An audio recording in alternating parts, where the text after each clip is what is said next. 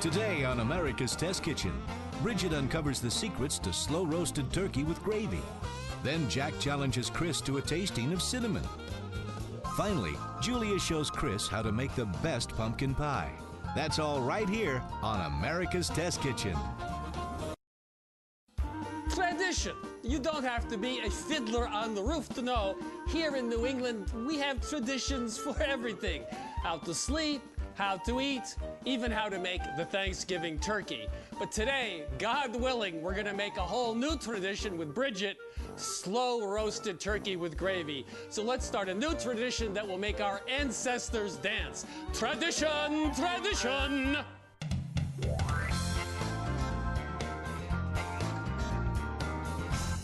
Well, speaking of tradition, Fiddler on the Roof. just you're quick. Anyway, we have this old Norman Rockwell painting that usually has a big whole turkey, but instead we photoshopped it to show you turkey parts. Wow, look at that. And this is our new tradition, a hint of what we're going to be doing That's shortly. right. Well, before we get to the turkey, we're also going to make a gravy at the same time. So I'm going to start with a flavor base of aromatics. Now, I've already chopped up 2 onions, 2 ribs of celery, and 1 carrot. Just going to chop these medium. Now, we've cooked so many turkeys over the years, and we've always been looking for the same thing. Moist, juicy meat, evenly cooked meat. You want the breast meat and the dark meat to cook at the same rate, and really crisp, well-rendered skin. Now, we've brined turkeys, we've salted them overnight, we've butterflied turkeys. Once they're in the oven, we've done acrobatics with them, wrestling with a whole turkey. It's a lot of work, but it does help to guarantee some of those results. I'm going to show you a much easier way to get to those same results with no brining, no ahead of time prep, really no butchery. And at the end of it, after the turkey is cooked, it's going to be the easiest carving that you ever did. All right, so in total, again, that was 3 onions, 3 ribs of celery, and 2 carrots. So to that, I'm going to add about 5 cloves of garlic. We split these in half. And some thyme, some fresh sprigs of thyme, about 5 should do it. It's very potent. We just want to get this in an even layer here. Put this right on top. Now this is where the turkey is going to rest, right on top of here. I'm going to pour in a cup of chicken broth. It's going to prevent any burning.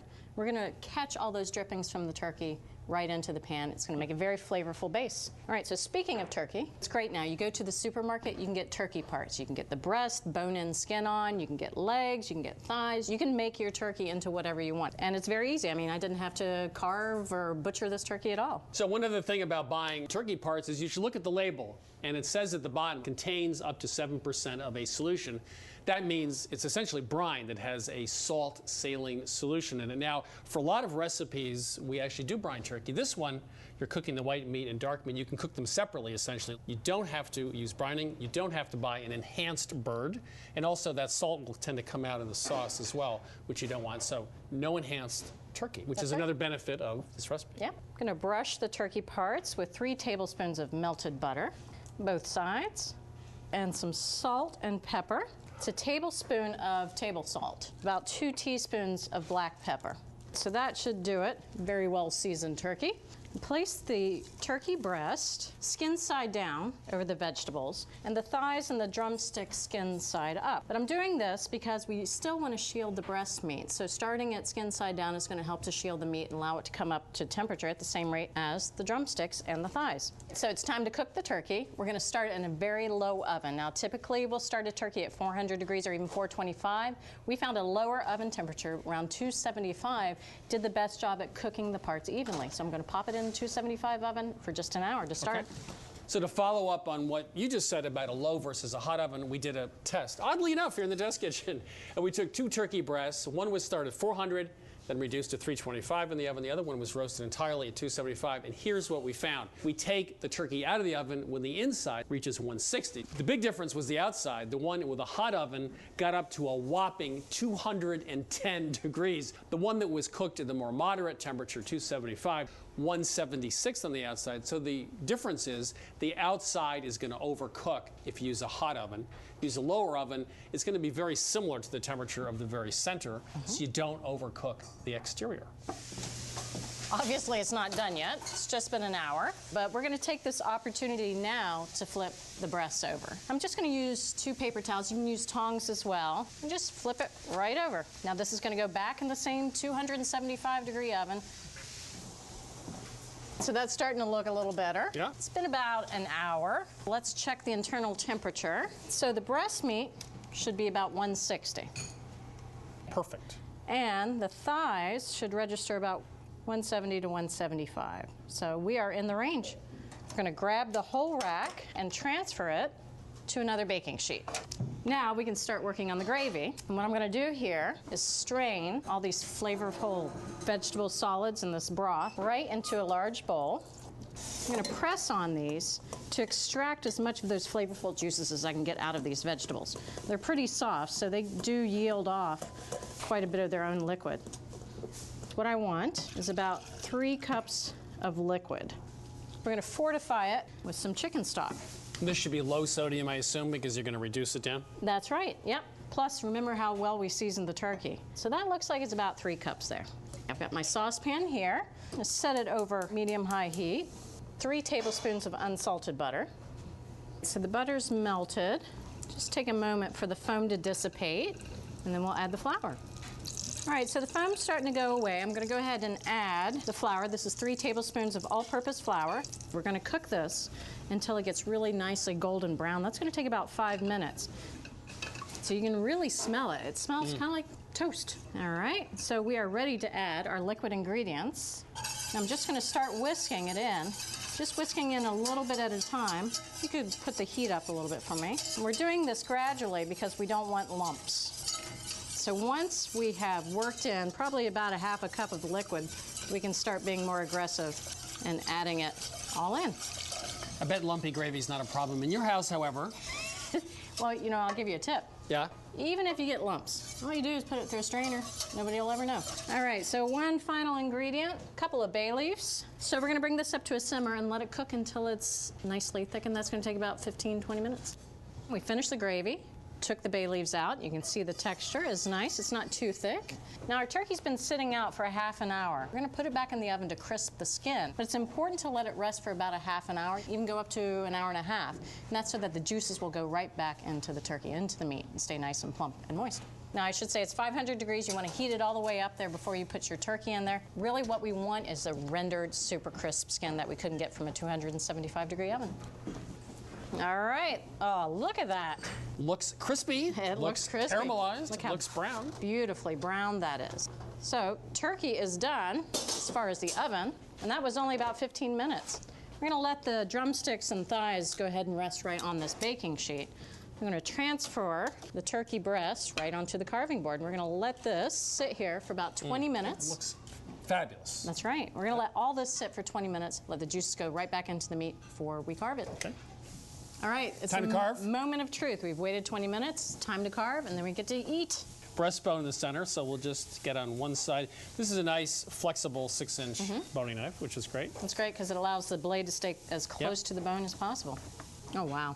Very juicy inside. She says so herself, right.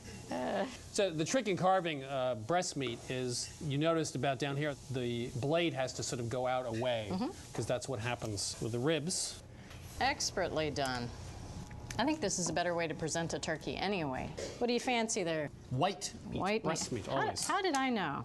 There you go. Center cut for you, I know. Center cut for me.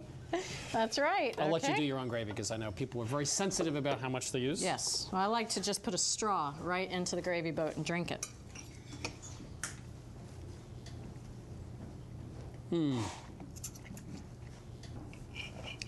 That's the best turkey gravy. And that's saying something. That's the best turkey gravy I've ever had. And the breast meat is also very moist. Give me just another second here. This is really good.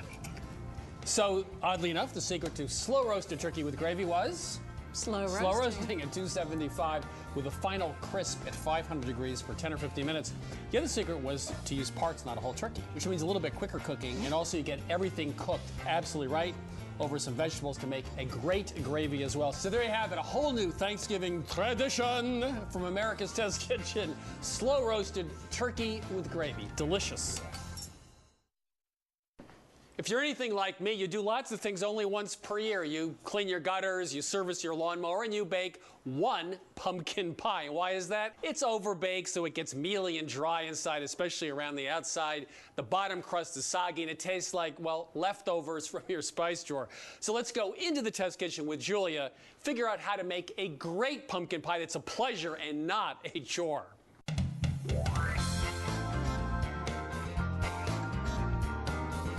So the first step in making pumpkin pie, obviously, is making the pie dough, which we've already done. It's called a vodka pie crust, a recipe we came up with not too long ago. The secret is half of the water is replaced by vodka, which is about 40% alcohol. So you can add a little extra moisture to the dough when you make it. Makes it slightly easier to roll out. But then when it bakes, that alcohol burns off, and you don't get a tough dough, which you would if it was particularly wet. You get a nice light dough and tender dough. If the dough comes out of the refrigerator and it's really hard and very cold, you can let it sit 5 or 10 minutes on the counter, or you can go like this, which also softens it up a little.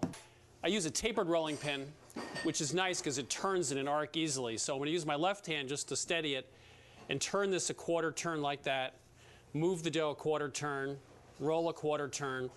This does two things. You're not over-rolling the same area of the dough all the time, which is a common mistake, and then it becomes tough. The other thing is the dough's moving constantly, so it won't stick as readily to the board. This is about 10 inches, just a couple inches to go. You can lift it up with a scraper, dough scraper, onto the rolling pin if you want to flour the board a little more. Now, when you get about 10, 11 inches, you can start rolling from the inside out. If the dough is not a perfect circle, you can fix it. Or if there are areas that are a little thicker than others, you can go over them. The big mistake so many people make is there's not enough moisture in their dough to start. I'd say that's about right. Let's see. 12 inches. Okay. By the way, there are two kinds of pie plates. They're pie plates with rims, which is great because the dough gets to sit on it and it won't shrink, versus pie plates that don't have a rim. So you want a rim. Flip it over, drape it about like that. What you want to do is press down on the sides so the dough isn't stretched on the side. If you stretch the dough up the side, what'll happen is when you pre-bake, it'll tend to pull back. Okay, that's it. Now, before we make the edge, we're going to put it back in the refrigerator to cool down a little bit. It'll be a little bit easier to work with. So into the refrigerator for a quick cool down. Chris, you did a fabulous job. You really know how to roll some dough. We have to bring in the professionals, though, for the final bit. Because the rest of it, rolling I got. No, but the other stuff, oh, the crimping. Yeah. You're the pro. So usually when you start crimping the edges and whatnot, you have to trim it to be ½ an inch within the rim, but yours is like perfect. I don't even need to use scissors. Dude, you can roll some dough. And now we're just going to fold the dough under so it's nice and flush with that rim, just so that that folded part is right flush with the edge of the rim.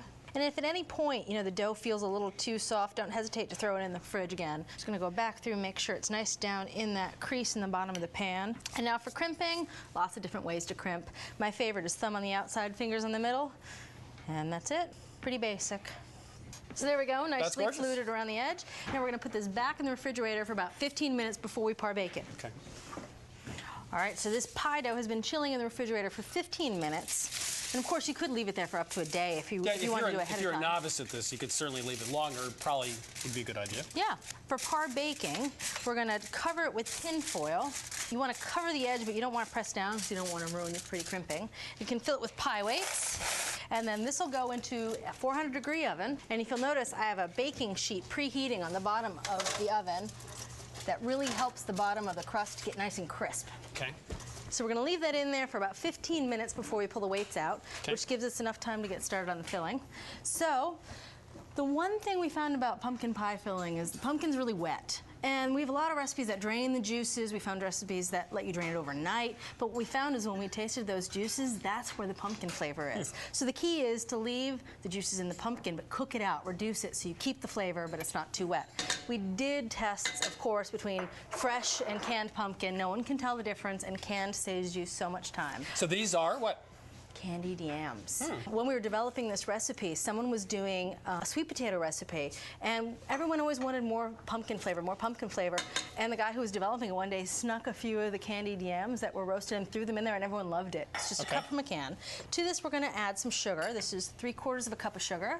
The pumpkin pie was a whole can of that 15-ounce can? It was a whole can, okay. yep. Yeah. And maple syrup, quarter cup of maple syrup. I'm liking this recipe now. I love maple syrup. It adds just enough complexity without being overpowering, really just deepens the flavor. Now, fresh ginger makes a big difference. It's 2 teaspoons of grated fresh ginger, way better than dried. Salt, of course, a teaspoon of salt, half a teaspoon of cinnamon, and a quarter teaspoon of nutmeg. And now we're just going to cook this over medium-high heat. And it's going to start out looking wet, but as it cooks, the sugar is going to dissolve and it'll get glossy and it'll stop sticking to the pan. And that takes about 15 minutes. And as you cook, just keep mashing those candied yams, which are a little chunky, mash them against the side of the pot. So we're doing this to get rid of some of the moisture right. without losing the flavor, and also to concentrate the flavors, including the spices. That's right. So while that cooks, we're going to get to the custard portion. When it was all heavy cream, it was way too rich. So just a cup of heavy cream cut with a cup of milk. And then eggs, of course, the binder helps keep the custard together. Too much egg tasted too eggy, but you need the binding power of the yolk. So what we wound up is 3 whole eggs and 2 yolks was the good combo. Now, is that more than most pumpkin pies in total eggs? Or? Well, it's a little bit more. It looks like a little more, yeah. doesn't it? Adding the yolks only is sort of a novel idea. You want it sliceable, but you don't want it like Jell-O. And you don't want it, of course, to run all over the plate. And a teaspoon of vanilla. Now whisk this together. We'll add this at the end after, of course, that's been cooked out. So I'm going to stand here mixing this frequently. I'm going to mash down the yams and sweet potatoes on the sides so they're smooth. We'll be back in about 10 minutes when this gets done, and then we're going to take the pie crust out. Combine these and put them in a hot pie crust. Oh yeah, she's a beauty. Nicely done, huh? You sound like you just delivered a baby. It's a beauty. She's a baby. So when we put that pie shell in, of course, I had the weights in the foil. Went in there for about 15 minutes that way. Then I took those out, rotated the pie around, and went for another 5-10 minutes to get nice and golden. So that looks nice and dry. Yeah, it's instead of doing that funny... Yeah, where it doesn't stick to the pan. Right. That's how you know. We can turn this off, and then we're going to slowly whisk in our custard. All right, so you want to whisk it until it's as smooth as possible. We're going to strain it into a bowl. Ah, secret weapon. This is actually, I just was taught this recently. It actually works very well. Yeah, you jostle the ladle up and down, and it sort of forces it through. Yep. So the pre-baked crust is hot. The filling's hot. That means that filling is going to come in contact with the crust for a real long time, which you would if you put in cold filling to a cold pie dough. You get a nice, crisp crust. That's right. So re-whisk this, make sure it's nice and even, into the warm pie shell. So we're going to bake the pie for about 10 minutes on that 400 degrees, and then turn the oven down to 300 and go for 20 to 35 minutes longer. That's more than enough time for me to go visit Jack in the tasting lab. We'll be doing a tasting of cinnamons.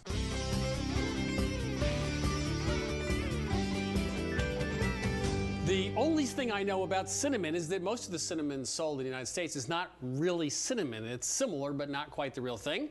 The real thing is actually very savory. I've had it a couple times. So now let's do a cinnamon tasting with Jack. And the first thing I'm going to try to see is if there is the real thing in here. The real thing is here, but I don't know if you're going to find it, Chris. Ooh, So, harsh. I'm going to tell you a lot about cinnamon. Now, this is in applesauce. It's got a lot of cinnamon in it in order to taste it. We did rice pudding. We also baked cookies, sticky buns. I know you're wondering, where on earth are those sticky buns and why are they giving me applesauce? But this is the easiest way to taste it. So as you mentioned, real cinnamon comes from an evergreen tree that grows in the tropics in Ceylon, what's now called Sri Lanka. And it's called Ceylon cinnamon. And it was what we used until the early 20th century when it became too expensive.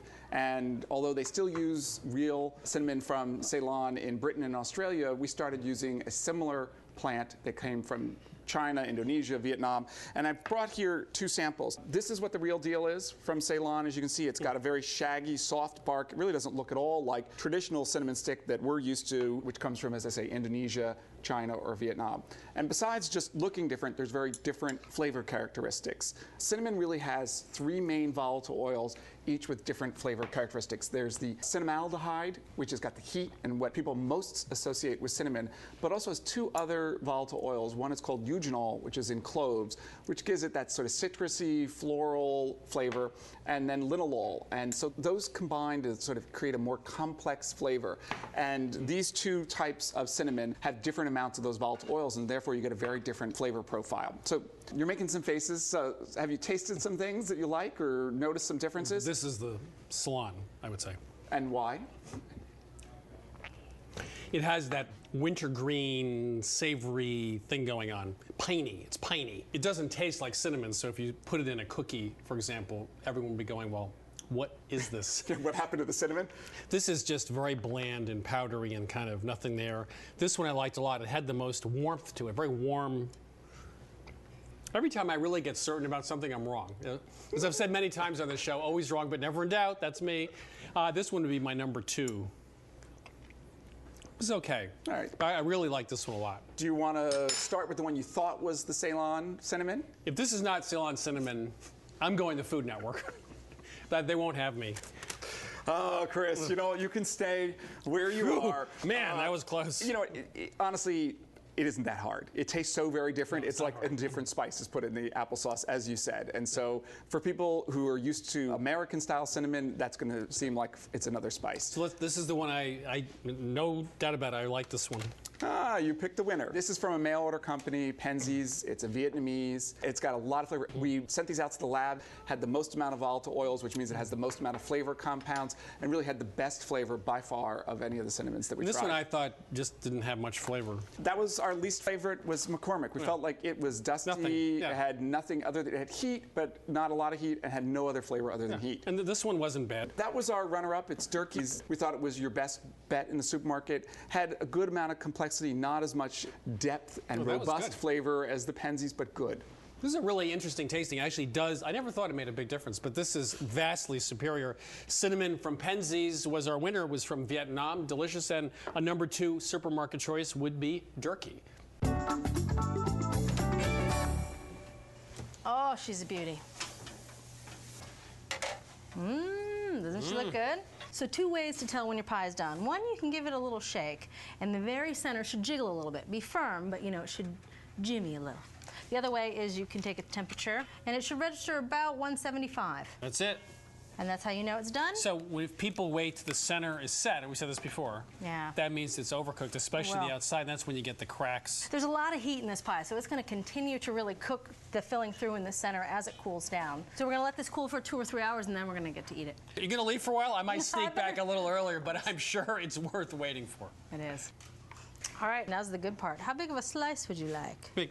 Yeah, I knew that was good. No, I love pumpkin pie. All righty. Little dollop. Perfect. It is refreshing when you go to Thanksgiving and finally there's a good pie at the end. Man, this is spectacular. Oh, the pumpkin really comes through. This is phenomenally good. I love pumpkin pie. So the secret to a great pumpkin pie is starting with pumpkin, but also yams, candied yams, or sweet potatoes. And you took all those ingredients with the spices, etc. Maple syrup was nice, and we cooked it for about 15 minutes, got rid of the moisture, bloomed the spices, and concentrated the flavor, finished up with all the custard ingredients, pre-baked the vodka pie crust, hot filling, hot pie crust, back in the oven at 400 down to 300. And there you have it, from America's Test Kitchen to your kitchen, the best pumpkin pie.